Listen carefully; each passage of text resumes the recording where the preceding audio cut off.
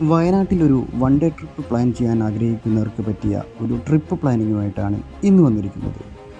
വയനാടിൻ്റെ പ്രധാന ആകർഷണം താമരശ്ശേരി ചുരമാണെന്ന് ഏവർക്കും അറിയാമല്ലോ. താമരശ്ശേരി ചുരം കയറിയാൽ ലക്കിടി വ്യൂ പോയിന്റിൽ നിന്നുള്ള കാഴ്ചകളാണ് ആദ്യം.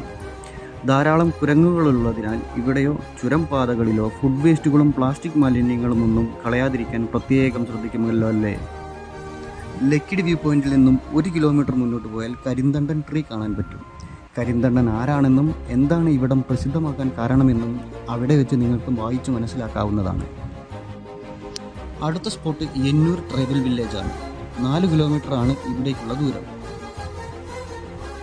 100 രൂപ കൊടുത്താൽ ഇവിടേക്കുള്ള ജീപ്പ് സർവീസും ലഭ്യമാണ്. എന്നൂർ ട്രൈബൽ വില്ലേജിൽ നിന്നും 4 കിലോമീറ്ററാണ് പൂക്കോട് ലേക്കിലേക്കുള്ള ദൂരം. പൂക്കോട് ലേക്കിലൂടെയുള്ള ബോട്ട് സവാരിയും കിഡ്സ് പാർക്കും ലേക്കിന് ചുറ്റുമുള്ള നടപ്പാതയും സഞ്ചാരികൾക്ക് നല്ല അനുഭവം വിഭാവനം ചെയ്യുന്നതാണ്. ഉച്ചയ്ക്ക് ശേഷമുള്ള ആദ്യത്തെ സ്പോട്ട് ബാണാസുര സാഗർ ഡാമാണ്. പൂക്കോട് നിന്നും 27 കിലോമീറ്ററാണ് ബാണാസുര സാഗർ ഡാമിലേക്കുള്ള ദൂരം. കുറച്ച് നടക്കാനുണ്ടെങ്കിലും മനോഹരമായ കാഴ്ചകൾ ഇവിടെയും എവരെയും ആകർഷിക്കുന്ന ഒന്നാണ്. ഈ ട്രിപ്പിലെ അവസാനത്തെ സ്പോട്ടാണ് മീൻമുട്ടി വാട്ടർഫാൾസ്. ബാണാസുര സാഗർ ഡാമിൽ നിന്നും 3 കിലോമീറ്ററാണ് ഇങ്ങോട്ടുള്ള ദൂരം.